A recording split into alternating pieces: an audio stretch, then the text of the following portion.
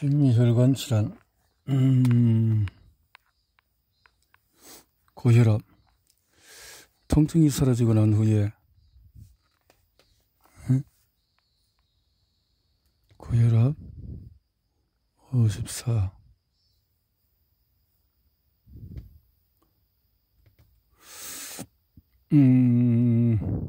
다른 여러가지 이유로 고혈압을 TMS성 증상이 포함하지 않았다. 첫째, 고혈압은 뚜렷한 증상이 없는 질환이기 때문이다. 특별한 경우를 제외하고는 사람들은 혈압을 재을 때까지 자신이 고혈압이라는 사실을 깨닫지 못한다. 따라서 주의를 돌린다거나 증상을 피하기 위한 어떤 방법도 적용하기 어렵다.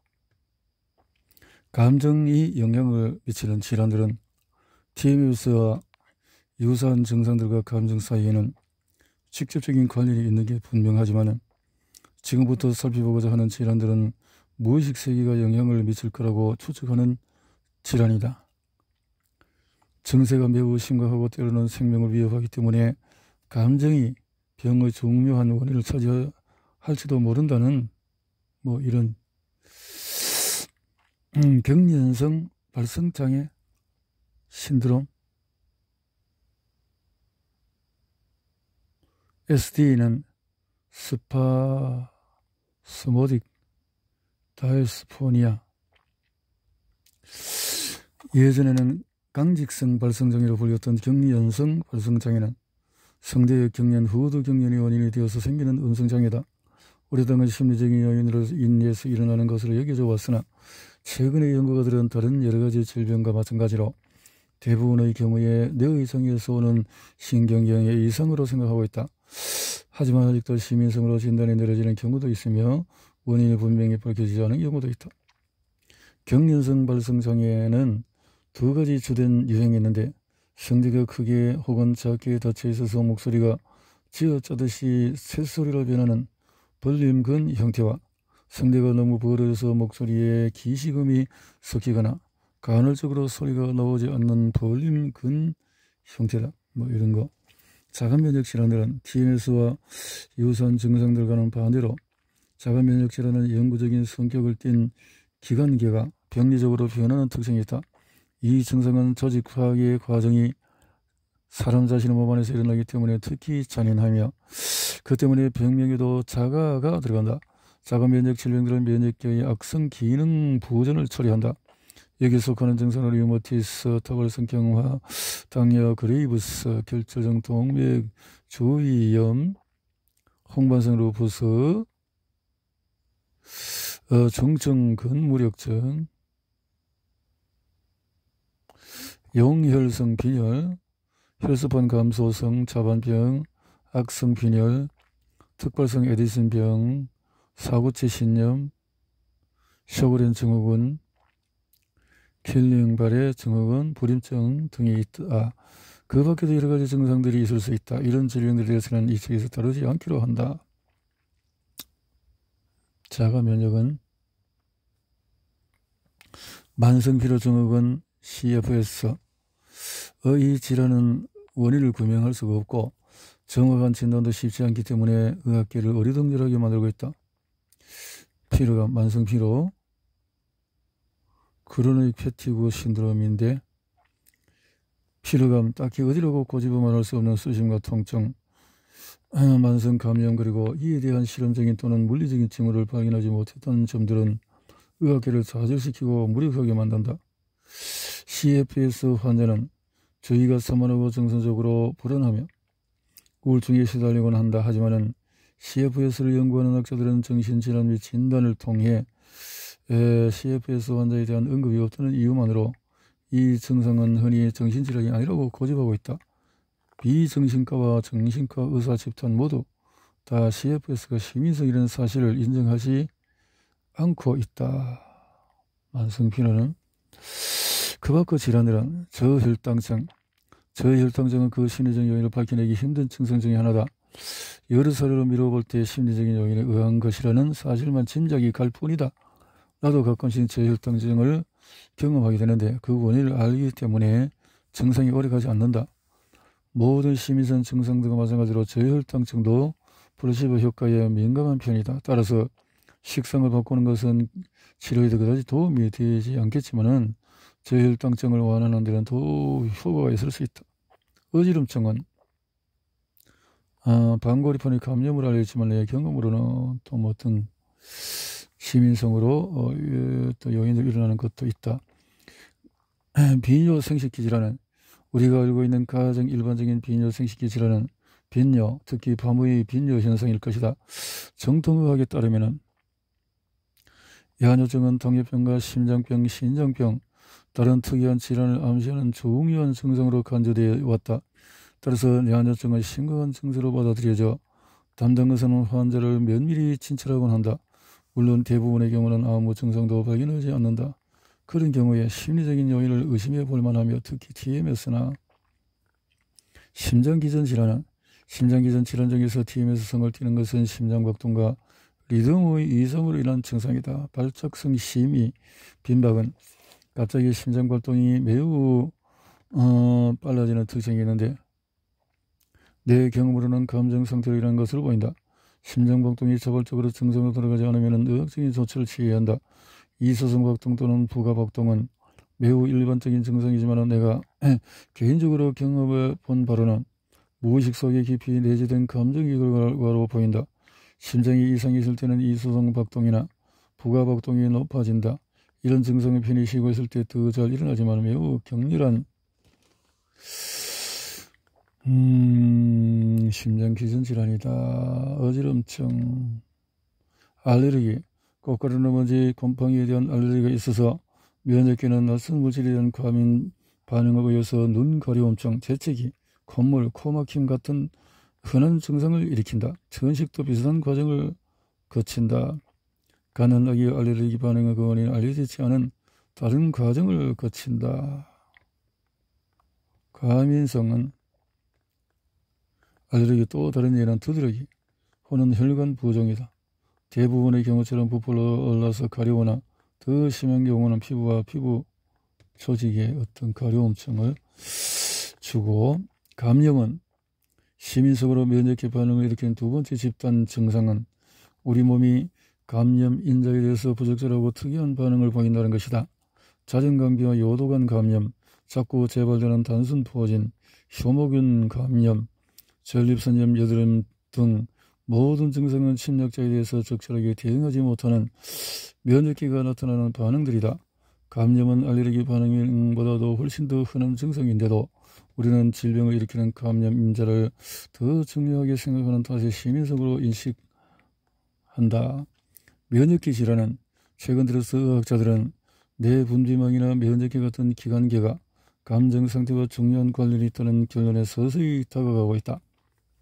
그 중에서도 가장 고무적인 연구는 면역계에 관심을 가진 학자들에 의해서 행해지는 연구다. 중추신경계가 면역계에 미치는 영향은 잘 알려져 있으며 감정 상태가 면역 기능을 포함한 병의 진행에 영향을 줄 수 있다는 근거를 마련해 주었다. 심리적인 요인들이 자가 면역성 질환이나 암 감염에 영향을 미치는 아직까지 만족스러운 수준으로 보이지 않는 절실한 연구 대상이다. 순환기 질환은 긴장성 두통, 편두통, 레이너 현상은 긴장성 두통과 편두통은 매우 흔한 증상이며 가끔 서로 혼동을 일으키기도 한다. 구역질과 구토를 동반한 심한 두통이 한쪽에만 일어나는 것이 편두통의 특징이지만 심한 긴장성 두통에서도 비슷한 증상이 일어날 때가 있다. 편두통과 긴장성 두통은 비슷해 보일지 모르지만 편두통 환자는 두통이 시작되기 직전에 일종의 시각현상을 경험한다. 전문적인 용어로 섬광암점이라고 불리는 이 현상은 시야 주변의 혼란, 피부질환은 나는 많은 피부질환들, 일반적으로 여드름, 습진, 두드러기, 마른 버짐 이런 심리적인 요인에 의한 게 아닌가 하는 의구심을 가지고 있다. 피부과 의사들이 들으면 펄쩍 뛸 얘기다. 하지만 피부과 연구진들에 의해서 실험실에서 행해지고 있는 연구 결과는 이런 과정을 뒷받침해 주고 있다. 펜실베니아 의과대학 피부과 연구원들은 뇌와 각종 피부질환에 일반적으로 나타나는 세포염증 사이에 있는 잠재적인 연결고리에 대한 증거를 발견했다. 피부질환. TMS와 유사한 증상들은 감정 상태가 신체적으로 나타나는 것은 우리가 일상생활에 늘 경험하는 것이다. 고속도로에서 구사일생으로 살았다. 이런 것들. 위장병은 감정상태가 신체질환을 일으키는 가장 흔한 본보기였다. 상부 위장병. 위장 맨 꼭대기에 있는 식도는 가슴에 속하는 부위로 이 부위의 질환은 복장뼈 바로 아래에 쑤시는 것 같은 통증을 일으킨다. 통증은 식도의 끝을 쥐어짜는 것 같이 아프다. 더 심각한 질환은 위와 식도의 연결부가 좁아져서 때로는 수술을 요하기도 한다. 이 경우에는 음식물이 위로 들어가지 않고 도로 밖으로 나오게 되는데 이런 경우는 드물다. 그러나 위장병은 매우 흔한 증상이다. 그래서 이런 TMS성을 암시한다라는 거죠. 우리 혈액 속에는 여러 가지 다양한 박테리아가 내재되어 있다. 특히 항체의 양은 실험실에서 측정할 수 있으며 항체의 양을 항체가라고 부른다. 항체가 측정을 통해서 특정한 질병에 대한 항체가 혈액 속에 있는지 양이 얼마나 되는지를 알아낼 수가 있다. 분명히 TMS 환자인데도 혈액 속에 라인 박테리아에 대한 항체가 있다는 이유만으로 환자의 통증을 라인병 탓으로 돌리는 사례를 나는 적지 않게 보았다. 그 중에는 아주 심한 TMS 환자였는데 만성통증은 나는 오래전에 뉴욕대학교 연구소에서 추진했던 만성통증 환자의 치료를 위한 프로그램에 참가한 적이 있다. 당시에 나는 등통의 대부분이 시민성이라는 사실을 깨닫기 시작했고 여러 의학자들도 만성통증이 심리적인 요인의 결과를 지어 모른다는 학설을 발표하고 있었다. 그래서 만성통증을 치료하는 프로그램을 만든다는 것은 대단히 바람직한 일이라고 생각했다. 따라서 우리는 전문가의 지도에 따라서 물리치료사, 작업요법사, 간호사, 심리학자, 사회, 사업가 전문의들로 구성된 전문 분야 협력팀을 만들고 그 프로그램의 환자를 받아들이기 시작했다. 우리가 받아들이는 환자들은 척추 관절염, 디스크 탈출, 섬유 조직염 등등의 질환이었다라는 거죠. 라인병은 이 질환은 이미 살펴봤던 증상들과는 매우 다르긴 하지만 다른 의학적인 형태이므로 언급할 필요가 있다. 이 경우를 보면 우리는 여러 가지 육체적인 증상들은 균형명이 얼마나 잘못되고 있는지 진상을 알 수가 있다. 라인병은 벌레에 물려서 생기는 박테리아 감염으로 신경과 관절에서 증상이 나타난다. 이로 인한 통증은 어떤 통상적인 진단으로 설명되지 않으며 감염되는 면역학적인 증거가 나타났을 때는 라인병이라는 진단이 내려진다. 박테리아와 같은 생소한 물체가 몸속으로 들어가면 면역계는 방어태세를 갖추면서 항체를 만드는데 항체는 박테리아와 결합해서 박테리아를 무력하게 만든다. 특정한 박테리아에게 특정한 항체가 작용한다. 발의 건염은 발은 TMS가 자주 발생하는 부위다. 발의 통증을 알아본 사람은 그것이 얼마나 사람을 무기력하게 만드는지 알고 있다. 힘줄 통증은 발등보다는 발바닥에 자주 일어난다. 앞쪽에 오는 통증은 이거 중족골통, 신경종이 원인인 것으로 밝혀지고 있다. 신경종 절제 수술이 흔히 행해지고 통증의 발밑의 움푹 들어간 곳에 생길 때는 족저근막염이라고 부른다. 또한 통증이 발꿈치에 나타나면서 X선의 골격이 발견되면 골격이 원인이 된 것으로 판명되기 쉽다. 환자들은 대부분 발의 통증을 TMS 일부러 잘 받아들이지 않기 때문에 치료가 더딘 경향이 있다. 평발도 가끔 발의 통증을 일으키는 원인으로 잘못 인식되는 경우도 있다. 정강이 부목은 운동선수나 트레이너 익숙한 용어다. 정강이 부목이 있는 사람은 이 근육을 누르면 통증을 느낀다. 정강뼈 근육은 정강뼈를 따라서 쭉 붙어 있다. 나는 정강이 부목이 틀림없이 TMS 근염이라고 생각한다. 근육을 심하게 움직여서 생기는 것이라면 하루 이틀 후에 욱신거리는 통증이 사라질 것이다. 통증이 지속되거나 더 심해지는 것은 영악한 TMS가 그 원인이라는 것을 의미한다. 오금 힘줄의 꼬임은 격렬한 운동을 할 때 넓적다리 뒤에 갑작스러운 통증 이런 것들도 이것도 TMS다. 꼬리뼈 통증은 흔하지 않는 근통 중에도 TMS 성이 많다. 꼬리뼈 통증은 골반뼈 여러 군데와 엉치뼈와 꼬리뼈에 부착된 근육에 연결된 힘줄들이 연관되어 있다. 엉치뼈와 꼬리뼈는 허리뼈의 연장이라고 할 수 있다. 꼬리뼈는 인간이나 침팬지 같이 진보된 포유류의 꼬리 흔적으로 남아있는 것이 전부이다. 엉덩이 사이에 갈라진 부분에서 느껴지는 통증은 꼬리뼈보다도 엉치뼈에 연결된 근육의 힘줄에 의한 것이다. 어깨 근염은 어깨는 자주 TMS가 발생하는 것이다. 어깨 TMS. 또 테니스 엘보, 한때 각광을 받아서나 또 이런 것들이 테니스. 힘줄에서 일어나는 증상은 무릎 근염, 몸의 어떠한 힘줄도 TMS 대상이 될 수가 있지만 그 중에서도 특정한 일부 힘줄은 다른 힘줄들보다도 더 자주 표현되곤 한다. 그래서 무릎은 가장 공격당하기 쉬운 부위이다. 통증은 관리적인 치료 방법은 등 상부와 목, 팔 등 통증은 허리를 치료할 때와 마찬가지로 스테로이드나 비스테로이드, 항생제, 물리요법, 마사지와 기타 물리적인 치료에 의존한다. 많은 사람은 사소한 탈구인 불완전 탈구가 일어났다는 말을 듣고도 척추 지압 치료를 받는다. 나의 경험으로는 교통사고 같은 심한 외상 외에는 척추에서 탈구가 일어나는 것은 불가능하다. 그런 치료를 오차도가 있다면 그것은 플라시보 효과임에 틀림이 없다. 반복성 스트레스 손상은 허리 통증도 마찬가지지만 어딘가 잘못된 처방은 반복성 스트레스 손상을 유행하게 하는 원인이 되고 있다. 1993년 통계에 미국 전역에서 RSI 때문에 지불되는 비용은 1년에 2천만 달러, 56%가 직업으로 인해서 생긴 증상이라고 한다. 병명이 암시하는 것처럼 이 증상 하루 종일 컴퓨터 키보드를 치고 이렇게 해서 생기는 것이다. 편타증은 목 부위에 일어나는 또 다른 증상으로 편타증 상해가 있다. 누구나 한 번쯤 겪어봤을 것으로 누군가 차를 뒤에서 세게 받아서 머리가 갑자기 뒤로 잡히는 충격을 느꼈을 때 며칠이 지난 다음부터 목이 아프기 시작하는 증상.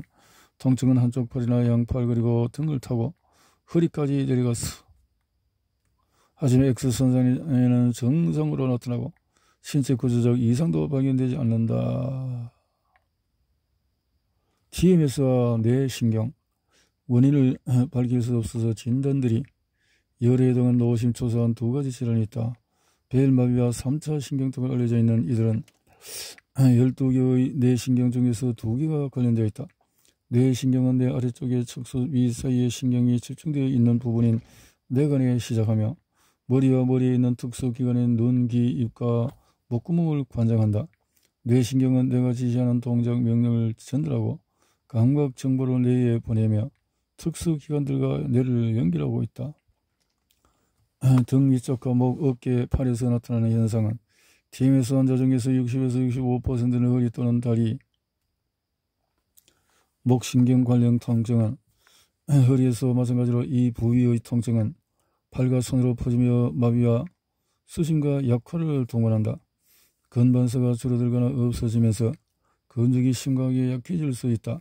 이러한 증상에 관련된 신경은 목신경과 팔신경을기다. 팔신경을기는 목신경인 제5목신경. 핀란드의 대규모 조사단은 일상적인 활동을 계속해도 좋다는 진단을 받은 등통 환자가 반대로 이틀 동안 침상에 누워서 요양하거나 허리 가동 운동을 하라는 진단을 받은 환자를 비교해 보았다. 정통학은 아직도 등통을 일으키는 심인성 과정의 본질을 인식하지 못하고 있다. 하지만 심리학에 접근하려는 일련의 연구들은 그들을 좀 더 열린 태도로 이끌어갈 것이다. 반사성 교감신경 기능장애. 이 병의 특징은 통증과 함께 피부가 붓고 단단해지다가 헐며 X선을 찍어보면 뼈에 이상이 나타난다는 것이다. 이 질환은 TMS성 질환과 비슷한 증세를 보이지만 더 심각하고 근육과 신경, 힘줄, 피부, 뼈 등이 총망라되어 관련되어 있다. 긴장성 근육통은 이 병은 거의 50년 가까이 메이어 클리닉에서 내려온 진단으로 근육통을 일컫는 말이다. 긴장성이라는 말은 정신적인 긴장이나 스트레스가 작용한다는 말이다. TMS. 섬유근육통이 있는 사람은 일반적으로 정신적인 이상 증세도 함께 가지고 있다. 불안하고 우울하고 수면장애, 원기 부족에 시달리는 경우가 대부분이다. 섬유근육통은 TMS의 일부이기 때문에 섬유근육통이라는 진단을 받고 나를 찾아온 환자들은 성공적인 치료를 받았다. 그런 환자들은 대부분 미국 류머티스 학회가 발표한 진단 기준에 충분히 부합되지 않는데도 섬유근육통이라는 진단을 받았다. 미국에서 여성 대 남성의 근육통 비율은 10대 1이다.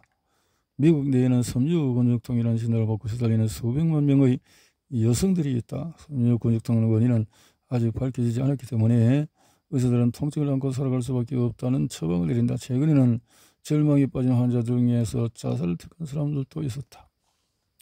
선천성 기형이다. 등통의 원인은 이런 것들이 있다. 경험을 하다. 이런 기형들은 등통의 원인이 되지 않는다. 섬유근육통에 대해서 일반적으로 섬유근육통이 걸리는 이 증상은 TMS의 전신이다. 섬유근육통. TMS를 진단받은 환자의 98%가 통증을 느끼는 부위와 관계없이 위의 9군데를 손가락을 눌렀을 때 최소한 3군데 이상 압통점이 발견했다는 것은 우연이 아니다. 어떤 것이죠?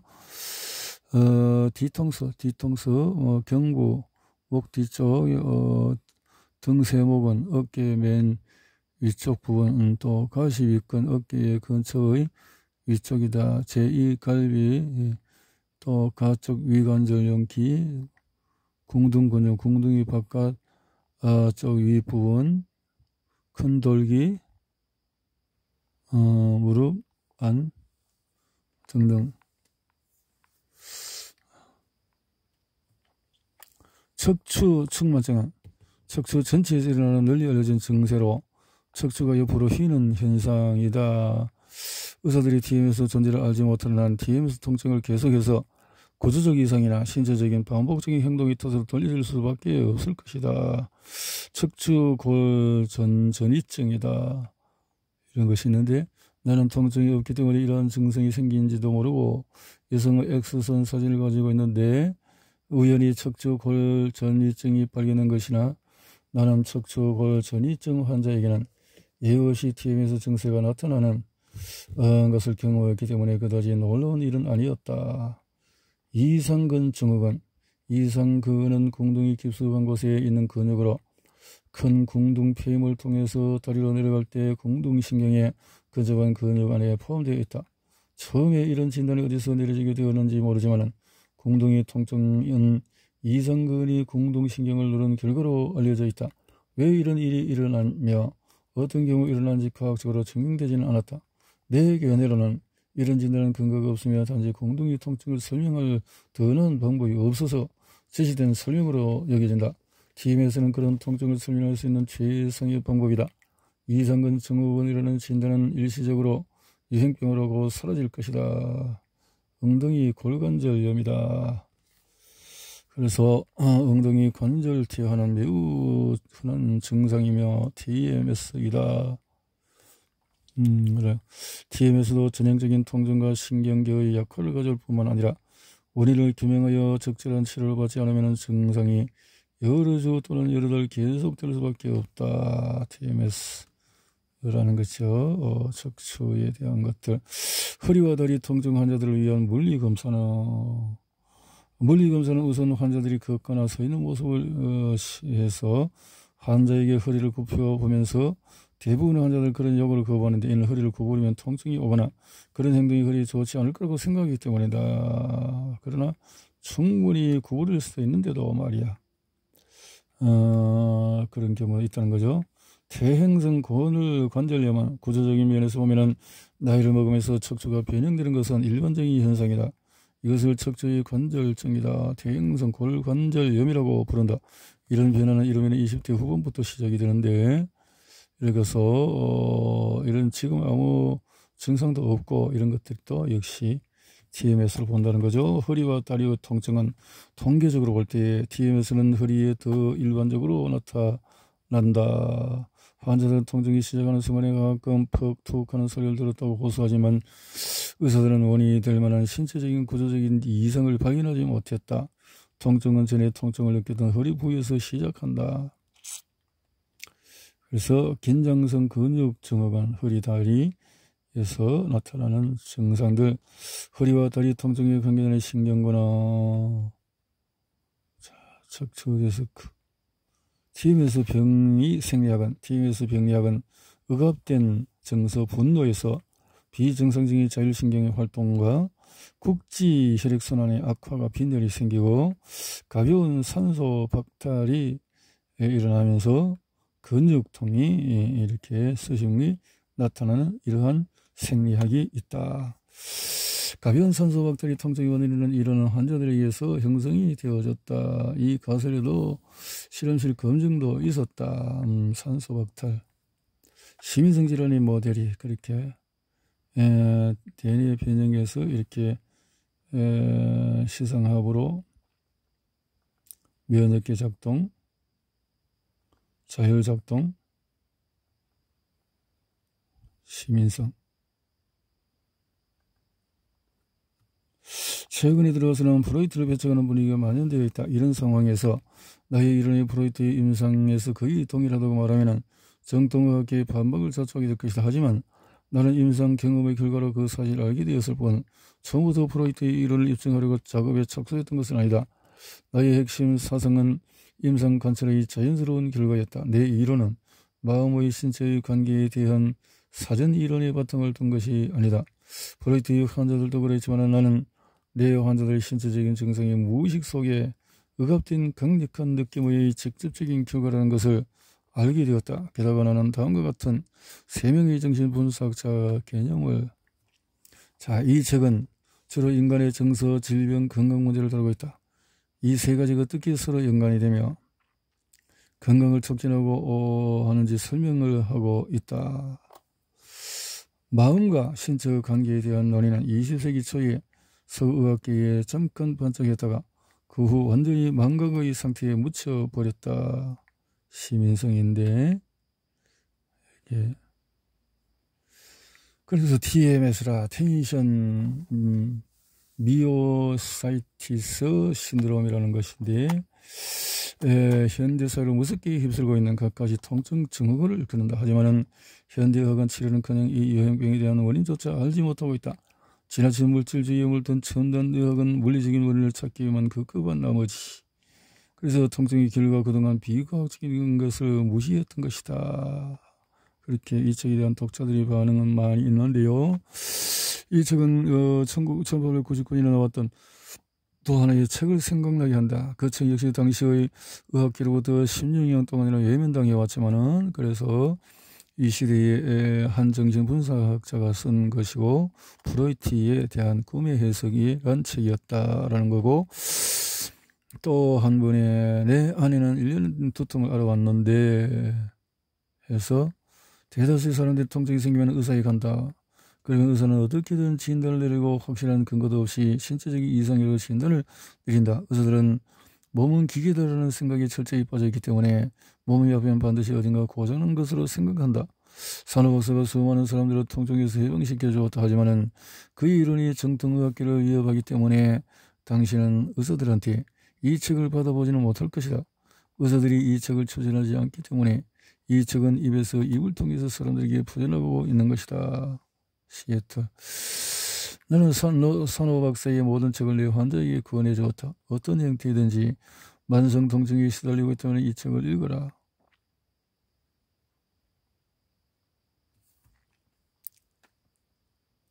그래서 통증 치료혁명이다. TMS. 부모는 우리의 마음 중에서 옳고 그른 것을 우리에게 가르치는 것이다. 말하자면 도덕적으로 또 윤리적으로 행동하라고 가르치는 것이다. 이 부모는 의식적이고 또 무의식적인 마음의 두 군데에 모두 살고 있으면서 시민성 신체질환에 중요한 역할을 한다. 그것은 양심과 동의어다. 부모는 우리를 완벽주의자 혹은 선량주의자로 만든다. 선량주의는 남을 기쁘게 하고 좋은 사람, 상냥한 사람이 되려는 충동을 갖고 있고 선량주의자는 대기를 회피하고 평화를 사랑하며 늘 다른 사람을 도와주려고 애쓴다. 서로 그것이 자기 희생을 요구하더라도 선량주의자는 호감을 주는 사람이 되려고 노력하며 다른 사람들에게 배척되는 것을 두려워한다. 선량주의자들 정서적인 마음의 구조는 사이키. 지금부터 프로이트는 무의식의 개념과 또 무의식 속에서 억압이라는 개념을 발전시켰다. 나는 정신에 의해서 일어나는 신체질환, 정서에 의해서 질병, 또 억압되어서 불쾌한 혹은 혐오스러운 느낌 때문에 발생한다고 믿는다. 그러므로 너의 이론은 근본적으로 정신분석의 개념에 뿌리박고 있다. 나는 정신분석에 대해서 훈련을 받지 못했고 또 이 문제에 대한 연구 초기에는 이런 질환의 심리적인 성질을 전혀 알지 못했다. 그러나 곧 여러가지 증후군들이 무의식에서 진행되는 과정의 결과라는 것을 알게 되었다.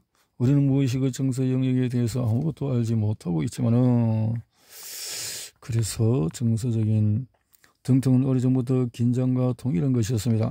그러나 현대의학이 도태하기 전까지는 아무도 그것에 대해서 신경을 쓰지 않았습니다. 그러자 두뇌는 이건 정말 자연스러운 병으로 보이겠구나 하고 판단한 겁니다.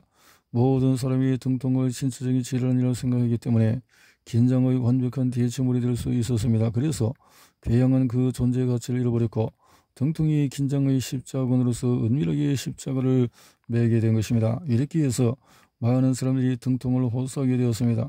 지난 20년 동안에 등통을 비롯한 갖가지 통증 증후군이 서구 사회에 급격하게 늘어났고 그 결과 지위를 잃은 궤양은 사라지게 되었습니다.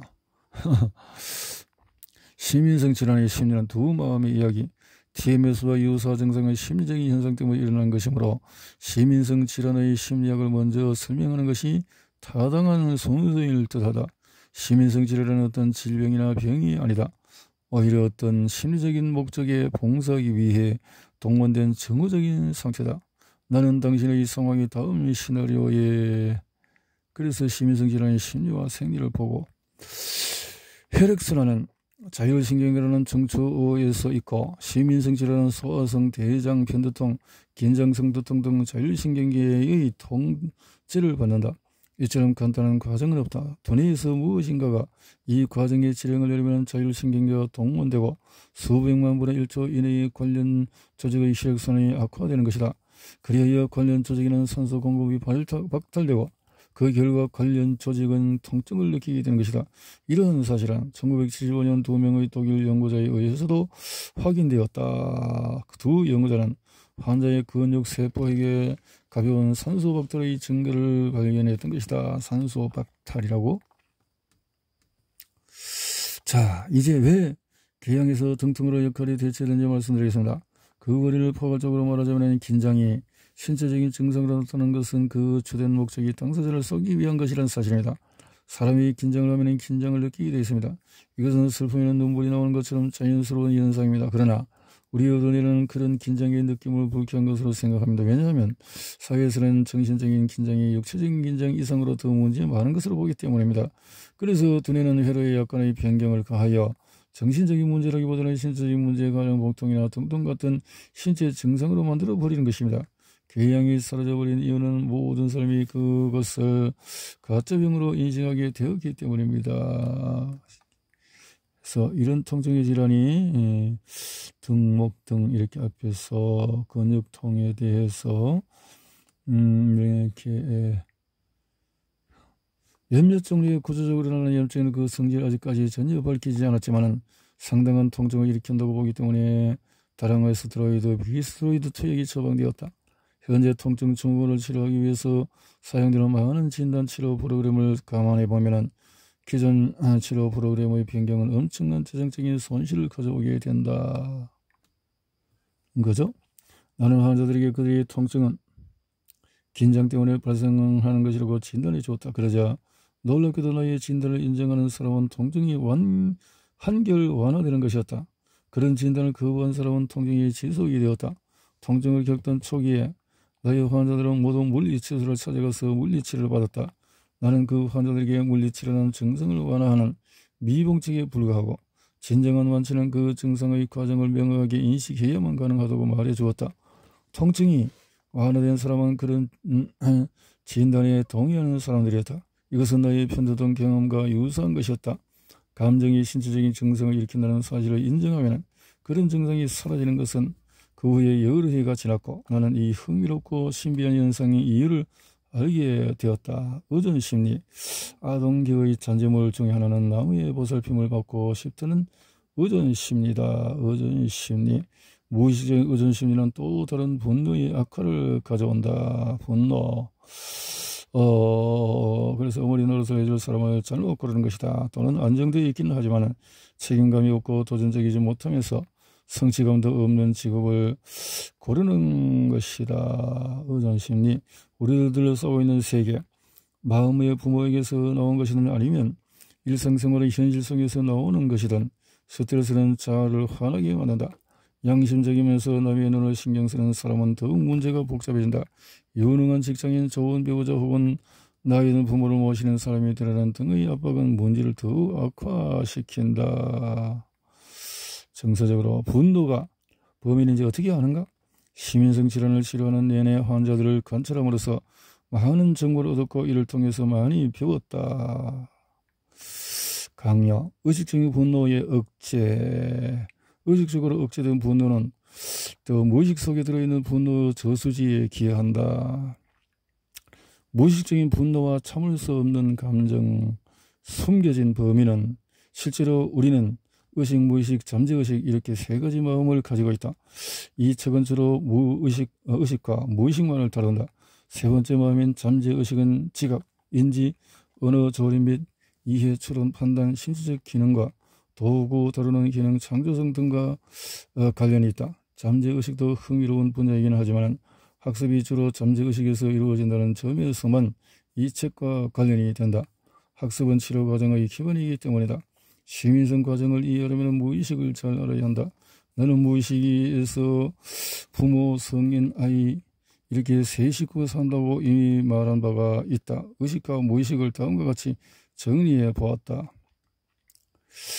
20세기의 저명한 정신분석학자 하인즈 코허는 신체 증상을 유도하는 일련의 과정을 이해하는 데 있어서 필수적으로 거쳐야 할 의학자다. 코허는 아이를 말하는 것이 아니라 유아기에 우리의 내부의 자아가 잘 발달했느냐 못했느냐를 따진다.